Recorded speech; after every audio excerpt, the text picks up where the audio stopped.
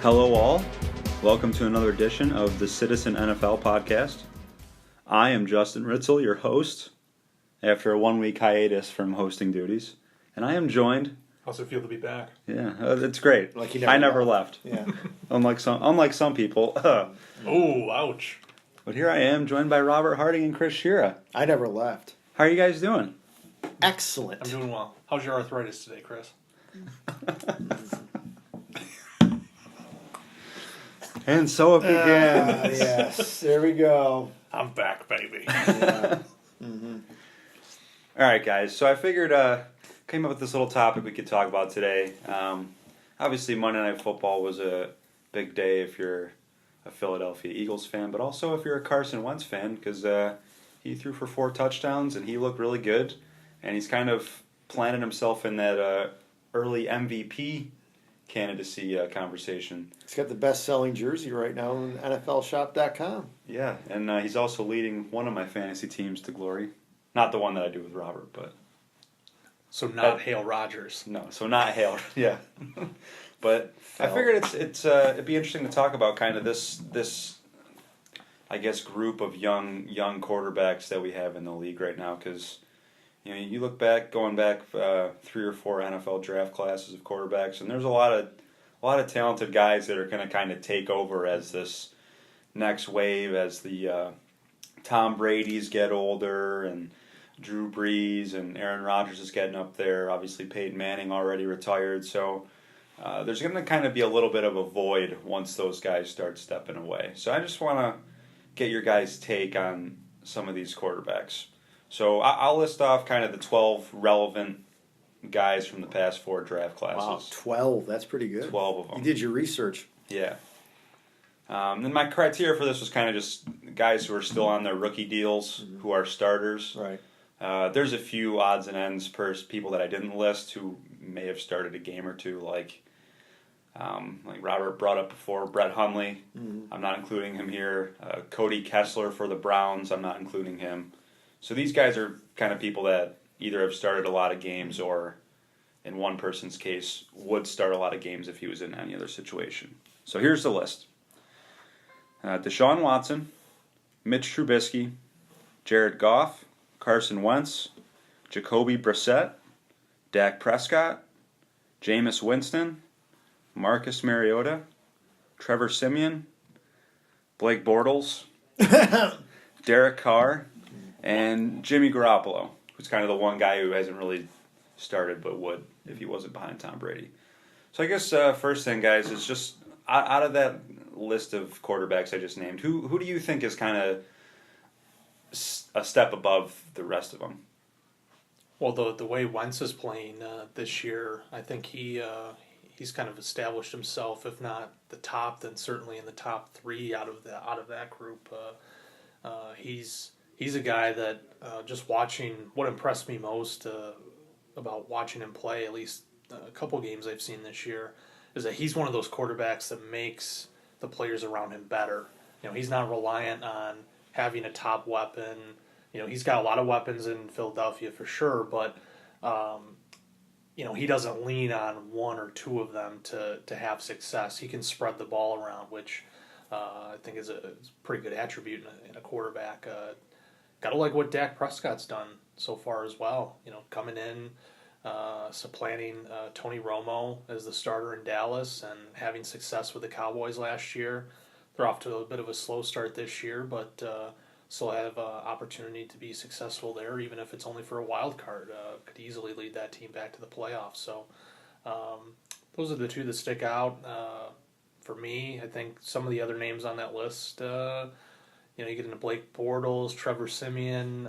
Consistency is the issue there, I think. I mean, I don't think anybody's going to say Blake Bortles is the guy I want out of that group of guys. What do you think, Chris? No. I think Deshaun Watson is doing very well in his rookie year. I mean, Carson Wentz had a solid rookie year, and he's improving on that in his second year.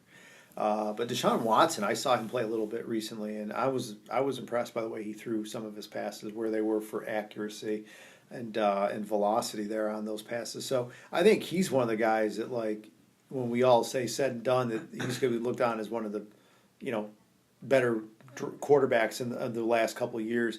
Jameis Winston is kind of interesting because he makes mistakes like you expect of a young player, but then the guy's, I think he's turning into a gunslinger. I mean, when he was with Auburn, no, not Auburn, I'm sorry, Florida State, thank you.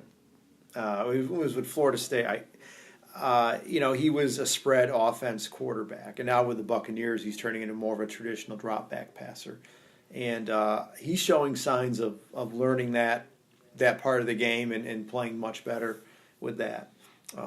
So those guys I like, and of course Carson Wentz, like Roberts. I don't think there's anything else you can really say about him. That I already said too. That those three I think are the three top young quarterbacks in the game right now. I think what frustrates me about Winston is just, like, if you're a fan of the Buccaneers, there's going to be 3 or 4 passes a game where it's like the Brett Favre thing, where you're just kind of watching and you're just like, what the heck was he looking at? You're not thinking. I mean, you're throwing off your back foot. You're about to get sacked. Instead of eating the ball, you put it up and it gets picked off. I mean, just decision making, and of course those things take time. Are there any of these guys who you are on? I mean, I think we all would like to see more of them. They're obviously all pretty early in their careers, but are any of these guys who you kind of look at and you're like, I'm on the fence about, I need to see a little bit more of, because I'm just not really sure what I think of them? I'd say Dak Prescott, because because he's got a great running back in Ezekiel Elliott. I mean, I think a great running game is a huge favor to any young quarterback, because you can rely on your rushing and your running game. And of course, the Cowboys have a very good offensive line too. So I think that helps out. So when you're not running for your life and you can actually hand the ball off to a pretty good running back, I think it makes a young quarterback more effective because he can pick his spots. Not taking anything away that Prescott did last year. He had a great year, led the Cowboys to an excellent season. It seems like this year things were a little bit different. I don't know his numbers off the top of my head, so maybe his numbers are not down from last year. Maybe he's doing better than last year. I don't know, but the Cowboys' record is not as good as it was last year, and I think I think some of that is on the quarterback. So I think that he still needs to show me some more before you can say, like, yeah, he's in Carson Wentz's class, or I'm trying to think who else here, or Deshaun Watson right now. Yeah, I put Jared Goff on that list. Yes, he's a guy. He's shown a lot. I think this year, really improved. Sean McVay's system, I think, helps him coming in, offensive-minded coach. A lot different than what you would have under Jeff Fisher. That's for sure. But he's got some weapons around him too. Obviously, Todd Gurley in the backfield. You look at his receiving core. Probably one of the most unsung receiving cores in the league. When you look at that, he's got Tavon Austin, who is basically like a 4th or 5th wide receiver in that group. So that's impressive. But yeah, I want to see more out of him. I want to make sure that this is a consistent thing, just because of how poorly he played in his rookie season. It's always tough to judge rookie quarterbacks, but so far so good in his sophomore campaign. But is this the norm? Can he continue to succeed? Will he build on that, say, going into year 3 and year 4? It is interesting with Goff, because I think almost any NFL fan who pays attention regularly would know, like, he was such a disappointment last year. The Rams were a disaster. Yeah. Jeff Fisher was a disaster, and I think through the first month, Goff was one of the passer rating leaders, and he's cooled off a little bit, but just the fact that he's, like, competent is such a big thing, that he, maybe he won't win MVPs or Super Bowls or anything like that, but the fact that he's not a Jamarcus Russell-esque bust. I think the Rams have already won more games this year than they did all last year. I think they were 4-12 last year, maybe, and they've already won 5 games. I mean, we're not even at Halloween yet, and they've already passed their win total. I mean, that's pretty impressive. I think Sean McVay may get some votes for Coach of the Year easily with the job that he's done, resurrecting the Rams. And actually, a guy I forgot to put on this list, and I guess he kind of qualifies as Deshaun Kaiser for the Browns because he started almost every game. Hasn't finished all those games, but I think we should ban the Browns. not to beat a dead horse, but like I think we should ban the Browns from this podcast. how many times are you gonna like? I wonder how many of these guys on this list that I have written down that the Browns had a chance to take and they passed on it. I mean, Deshaun Watson's the big one where they had selection right there and they traded it away. No, I mean I just think the Browns, unfortunately, I think they decided to do something a little unorthodox, and they brought in the Moneyball guy, Paul DePesta, the guy who, helped the A's. Yeah, I mean, it's like, I get it that there's analytics and things, and analytics I have nothing against analytics. I think they're very smart in football, but I never understood the idea, like, let's hire a baseball guy to run our football operations. I just don't get that, and I think that the Browns are just, their heart's in the right place, but they're just so woefully run, and they just can't help but keep making mistakes and with these draft choices, and it's a disaster. I mean, I feel bad for Cleveland. I mean, the people there, the fans there deserve so much better because I think they're some of the best fans in the NFL. But this is a disaster, and I just think we ought to ban the Browns from the podcast at least till they win a game. I think if they win a game, then we can talk about. I mean, yeah, I can say just off memory for certainty that they had the Deshaun Watson pick and they traded to the Texans, and they had the Carson Wentz pick, the number 2 pick, and they traded that away. So. Well, and now this year, next year, you figure that it's them and the Niners for the first pick in the draft. I mean, the Giants are in there too, but you figure when it's all said and done, it's going to be between the Browns and the Niners for the first pick in the draft. And there's a lot of good we've talked about, there's a lot of good young quarterbacks in the draft coming out. And, the Browns are going to be in that dilemma again that, if we have the number 1 pick, do we pick this guy or this guy? And if they're the number 2 team, then even then they might have a choice of somebody else that could go with that number 2 spot who, could help them. But, that's getting ahead of ourselves a little bit, but I think the Browns need to make some changes in the offseason. All right, Chris, so you brought up before we started that this is the last of the London games this week. Yeah. So just what's your guys' take on this whole London thing that the NFL does every year, and it seems more and more games are being played over there every year? Is it worth it, or is this something that is a waste of time? Well, it makes money for the NFL. I mean, that's the number. If the NFL wasn't making money on this, they wouldn't be doing it. They're not gonna lose money, at least maybe short term. I mean, for them, this is a long term plan that they have about making the game more popular in the United Kingdom. I'm sure they would love to have a team over there, but they just can't get the logistics worked out. And I don't think you can work out the logistics. I don't think it's feasible to have a team that far away from the continental United States. It's just not smart. I wish the NFL would do the preseason games over there. I think from that standpoint, it would be a better way of doing it, because I understand, all the games don't count if they're preseason, but it's not like the NFL is making its marquee franchises go over there. The Cowboys haven't gone over there yet, right? I don't think the Steelers have gone over there. The Packers have never been over there. Packers, yeah. I mean, if you're serious about, really making the NFL big in the United Kingdom, then put a huge regular season game there. Not the scraps. Not like, we got Cleveland and who else this weekend? Well, it's the Cleveland Minnesota Vikings, yeah. Cleveland, Minnesota. It's a dog matchup, okay? It is. It's a dog matchup. Literally, a Cleveland Brown dog. We have what? Jaguars and Ravens? There's another dog matchup. Dolphins Saints was a dog game, I'll give you that. But at least those two teams. You got Drew Brees, he's a star. And then what was the other game? Well, last week with the Rams. The Rams obviously. Rams and Cardinals. Yeah, there's another dog game. I'm sorry, man. They're just dog games. And and the thing is, if you look in the stands at these games, okay, and I've seen some pictures, most of the fans are wearing jerseys of teams not playing in the game. Okay, you see jerseys of NFL stars from the 80s, the 90s. I've seen a lot of Marino jerseys in the stands in those games. You see a lot of Joe Montana jerseys. You see Walter Payton. You see Emmitt Smiths. And you see stars from years and years ago. that are that people are wearing these jerseys. So it's not like like the Vikings are going to play the Browns this weekend in London, and you're going to see a ton of people wearing Brown jerseys or Vikings jerseys. I mean, it's basically fans of other teams that want to see a real NFL game, and they're going.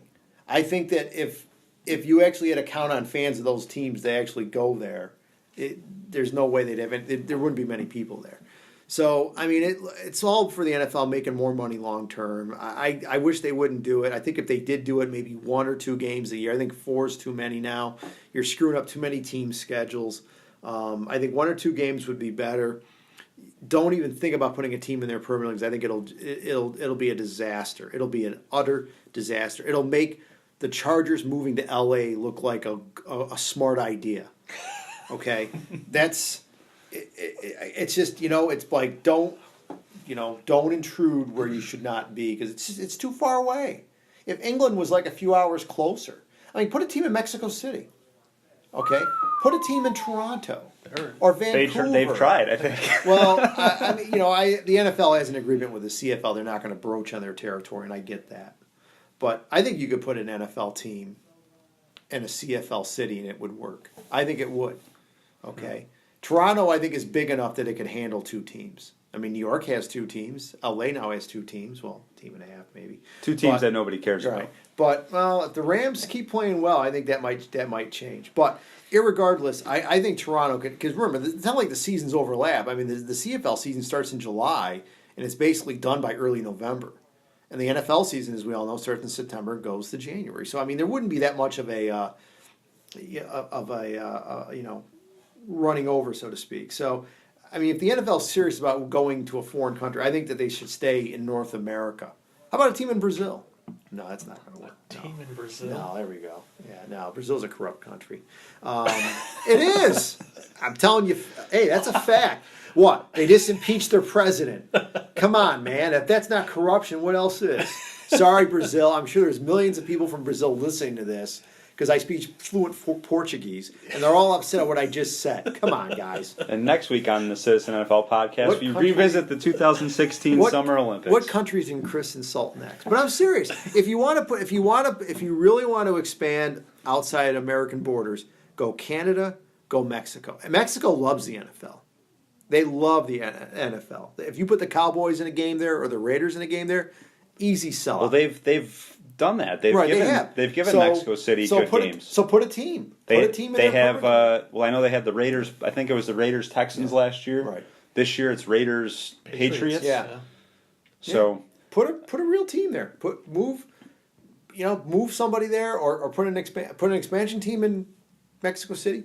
Expansion team in Toronto, boom, there's your international expansion. Doesn't screw the travel up that much. Bills have a new rival. Please. What? Hey, better an expansion team than your Bills moving there. So well, that's true. Here, let me throw a crazy idea at you, Robert. Yeah. All Europe division. What do you think?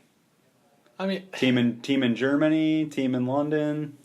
Yeah, I mean, I think that's what Goodell, because they do want to play. Well, they did play preseason games in Germany, right? Yeah, they have. Yeah. And I know back in the day, the used to be, the Rule League of American Football. They had NFL Europe and everything, but I mean, I think that was part of the NFL's long-term vision with London, is that you start there and you kind of work into the other markets, maybe Berlin. You go into maybe Spain a little bit, Italy. You kind of get moved around. Paris, of course. Russia. Moscow Bears. No, that name's already taken, isn't it? No, we can't go with the Moscow Bears.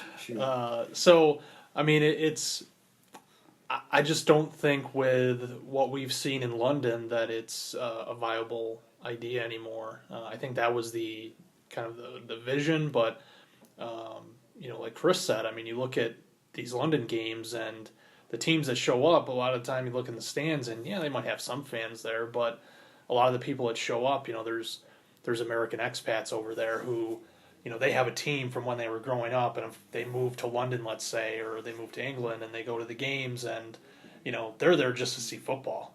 I know that was the case with when the Bills played over there, that was the that was the feeling, is that, there's a great opportunity to see football, and you'd see a bunch of different jerseys in the stands. So I just don't think that it's something that they can pull off. And even the London games, I think they've run their course. They're trying to force it too much, and the quality of the games too is another issue. I remember watching that Jacksonville-Baltimore game, that dog game, as Chris said.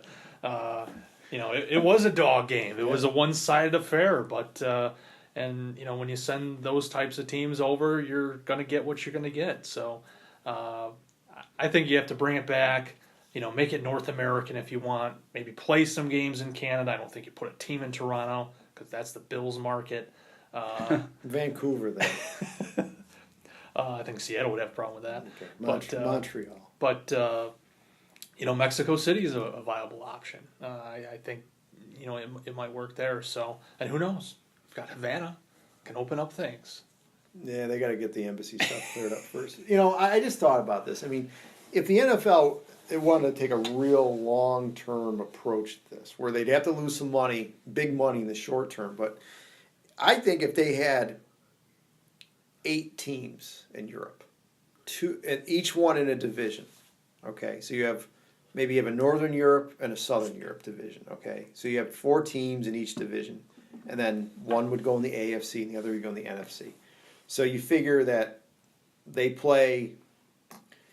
would play more division games against each other than the regular NFL, okay? Because they basically would all be expansion teams. So half their games would be, 12 of their games.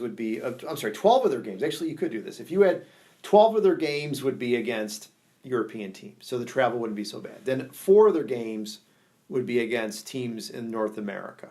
So that way, what you could do is you could do like back-to-back twice. So you could do it at the beginning of the season, the end of the season. So you'd come to the United States for 2 games a piece, okay, twice. So you would have to go back and forth, okay. The American teams would have to go over there just one time, and the teams would have to play those divisions and play their games back to back, okay. So that way the travel's not as bad, and then, like I said, the playoffs would be different. I'm trying to figure out how you could do that, but I'm sure you could work something out where, you'd have, there'd be a division winner, and they would come over, meet halfway and play in something Iceland. like that, yeah, or Greenland, and then and do it that way, because it would be tough. Because and I think it would be really important if you could actually grow the game in those areas where some of your players are actually from that country. That they actually start playing American football, and maybe that like I said, I'm talking long. This is something that may take 20 years, but ultimately, I think it would take longer than that. Yeah, ultimately, if you start playing real games that count, and you have most of these European cities, and you develop rivalries, and you do it in a way where you're not killing your players from having to travel across the ocean. Of course, the other thing is, who's to say 20 years from now we don't have air travel that you can travel from London to New York in an hour or 2, where it's not a 10-hour flight. That's really, I'll tell you this. I'll say this right now. Oh boy. If they ever develop an airplane that can fly across the Atlantic in just a couple, and we used to have the supersonic, the Concorde, right, that could do New York to London, I think, in 4 hours, okay? But if you can come up with a travel that can go from London to New York in an hour or 2, that changes everything. Okay? Because remember this, in baseball, when jet travel started taking off, well, pun intended, when jet travel started taking over for propeller planes, that's when the Dodgers and the Giants moved out west. Okay? That's when you could fly from New York to LA in about 4 or 5 hours instead of 10 hours with a propeller plane. So I think that when air travel continues to evolve and it gets that fast, then I think you could actually play football in Europe, and you could actually do it, and it would be viable where you're not killing your players. So in this hypothetical 20-year scenario, right, you say add or have 8 teams in Europe. Right. Are you just adding 8 expansion teams, or are you taking 8 teams No, you're away? adding expansion teams. Because No, 40, that's 40 no, teams. no, I know. No, you're adding 8. But I mean, I could tell I you. feel like this is just a plot to make sure that no, the but here's the Dolphins thing, make though. playoffs every No, year. but here's the thing, though. Yeah, you'd have to expand the playoffs. Okay, but Think of how terrible you would have those to, but- expansion teams would be. at first, but you got bad teams in the NFL right now, and you've got more. And I understand there's fewer players playing football now because of the safety issues, but I want to think that the NFL is going to continue to work on that and make the game safer. Well, that's another problem. Is And- the quality of the teams with only Right. 32 teams isn't great. Right. And now you're adding 8. I mean, that's a Right. problem that hockey Well- has. Is there's too many teams in the NHL. No, I get, like I said, I understand that, but I'm just saying that if the NFL then would be making more money on broadcasting from Europe, because you would be getting money from all those countries where you have teams. So you're getting more broadcast money. You're selling more merchandise. I mean, that's what I mean. It's a long-term thing. It's short-term, you're going to lose money at the beginning, but eventually those teams are going to start making money because of the broadcast revenues and the merchandise sales and everything else. I mean, look, it'll never happen. I mean, I'm just throwing this out there. But I think if the NFL was serious about Europe, if they really wanted to be serious about Europe and saying, "Yep, we're committed to Europe. We want to expand our brand into Europe," what's the best way to do it? You actually create an offshoot of the NFL, a real offshoot, not what the World League of American Football, the developmental league. You actually create real NFL teams and put them in Europe. Robert, what's your best case scenario for London, or what's your ideal way to handle this, knowing that the NFL is not just going to abandon London? There's going to be some sort of football over there. What's your kind of best case? Yeah, I mean, I think I would limit it and make it, because I think one of the problems just from the Bills Toronto experiment, I think it became a forced thing, and that you were essentially trying to tell that market like, oh, this Bills and Toronto series, like the Bills are your team. Well, there's a good market for the Bills in Southern Ontario, but there's also Toronto's a big city, and there's a lot of different views of football there, and a lot of different fans. So, to try and force that issue was poor. But I think what they can do is make it, instead of adding games, limited to maybe 2 or 3 a season, and really try to highlight, as Chris mentioned, some of the best of football. If the Packers haven't been over there, if the Patriots maybe have played 1 game over there, but really highlight the sport and make it a marquee event that London is hosting some of these bigger games. Because I think if you keep sending, even though the Rams are improving, but you keep sending the Rams over, you keep sending the Jaguars over, you keep sending the table scraps of the NFL basically, I don't think they're gonna latch on to this idea that, hey, this NFL thing, maybe it can work here. If you really bring the marquee matchups in, maybe that changes the mindset. Maybe it gets more people interested. There's a lot of competition for sport over there. Soccer's popularity. They obviously have their own interests as well. So, I think you need to make it seem important, and that's really one thing lacking now. Minnesota-Cleveland. I mean, that game was a bad game before on paper months ago, and that's a game that London's going to get, and that's unfortunate. I think if you really want this to succeed, you highlight the best that the NFL has to offer. You don't send these matchups over there. Well, one last point I want to make on this, because obviously, as we've mentioned, that the NFL doesn't send marquee teams over there. Just speaking from why the Packers haven't been over there, they played in Jacksonville last season. They had a matchup with the Jaguars, and at first glance, you think, well, that's a perfect time. The Jaguars are always over in London. They have an agreement to have a game over there a year. Wouldn't that be the time to send Green Bay over with them?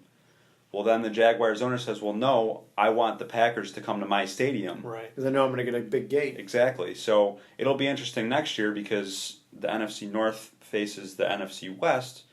The Packers have a matchup with the Rams, who are another team that gets constantly sent over there. We'll see. But I could tell you the Packers will never give up a home game. And I'm sure the other big teams like the Giants, the Steelers, the Patriots, they don't want to give up home games either. They should. I mean, it just bothers me because Miami, I was just thinking about, Miami's played there 4 times in the last 10 years. Okay, including like 3 out of the last 4 years. Okay, it's ridiculous. Miami should not. I mean, the only reason why the Dolphins do is they want to host the Super Bowl. That's ridiculous, okay? If you don't want to put the Super Bowl in Miami where you have beautiful weather, you got a renovated stadium, okay, fix the field, I'll give you that. But, I mean, the thing is, why should the Dolphins have to, do all these, things to try to get the NFL to give them a Super Bowl? It should be like, we've hosted more Super Bowls than any other city. Why should we have to send our team out to London, put them at a disadvantage to try to get a Super Bowl? It's ridiculous. I mean, I want to see the Giants play a home game out there. I want to see the Packers. I want to see the Steelers. I think the Patriots went over once as a road team, right? I think you're right. Yeah. I think they did play. I mean, let's be fair here. I mean, if the NFL is supposed to be this, like, we're 32 teams and we all split the TV money equally and we all do this, we share everything, then all those teams should be playing games in London and giving up a home game. The Packers will never give up a home game because they need that money because they don't have an owner. They're going to get money. If they go to London, they're going to get money. That money from home games goes to the city of Green Bay. Come on, I was watching Real Sports today. It's an HBO sports magazine show, and I was watching the one from last month. They had a feature on DeMaurice Smith, who's the head of the NFLPA. Okay, and they were talking about what's going on with the NFL. You know how much an NFL team gets from broadcasting a year? I mean, right, just broadcasting before they even play a game. Okay, how much money every NFL team gets from their broadcasting contracts? You know how much? $245 million, okay? The Packers can give up a home game at Lambeau, and I think they'll survive. Well, you look at their I mean, this is kind of veering off a little bit, but you look at their profits or whatever that they have to release every season because they're public company or whatever. They're not. It's not as much as you would think. Like what the team makes. What did they make revenue last year? Yeah, it's not. I mean, it's like $20 million.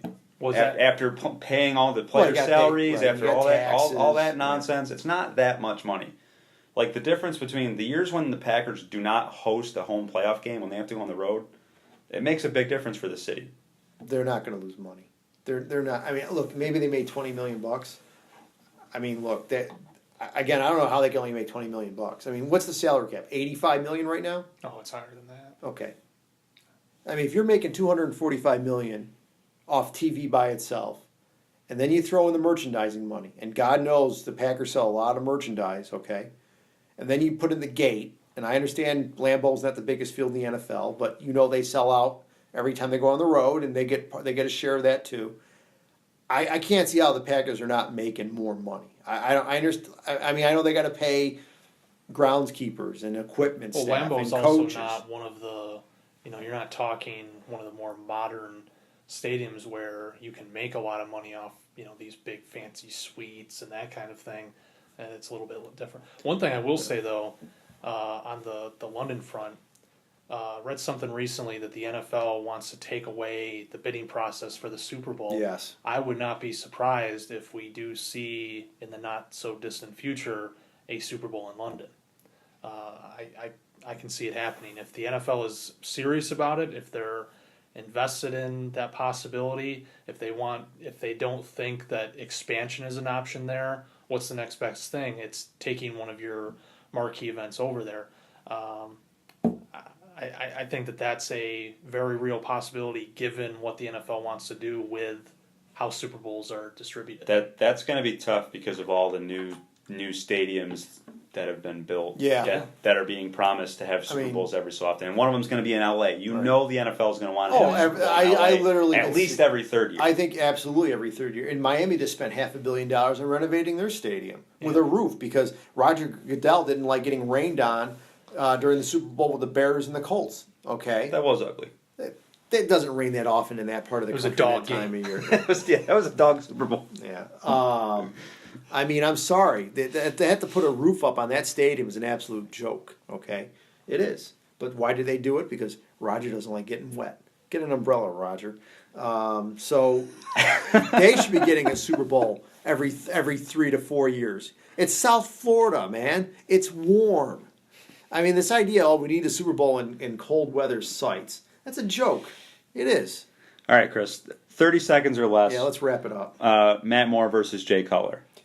Ooh. Well, you say versus. I mean, look, I don't have, as you know, I don't have the final say on this. It's Adam Gase. Adam Gase is picking Jay Cutler. Okay, I mean the only way Jay Cutler gets his job, does not get his job back when he's healthy, is if Matt Moore comes out and basically plays like an Aaron Rodgers, okay, a Dan Marino. I mean, he's going to have to play a Ryan Tannehill. Ryan Tannehill had a good year last year. I'll give him that.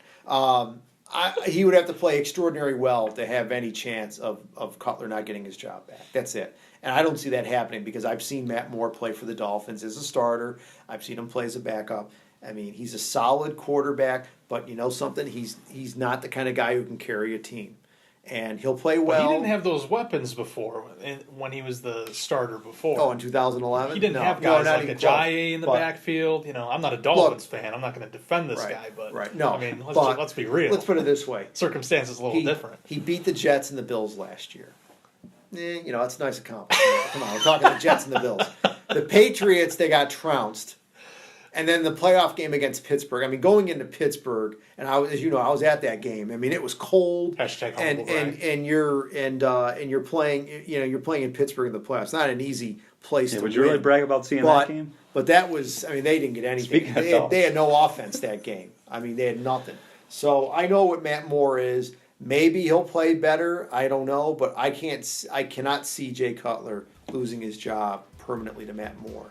To be fair, Matt Moore did get knocked into the third row in that game, so he probably didn't even know he was playing football. He probably thought he was in London playing soccer. He came back, by the way. Yeah, he did go back into that game. Ridiculous. Yeah. That is crazy. That says nothing about the NFL. It shows you how tough Matt Moore is, I'll tell you that. All right, you want to wrap it up? Yeah, let's wrap it up there. This has been another edition of the Citizen NFL podcast. We'll be back hopefully next week, all three of us, and we'll talk to you guys then. Bye.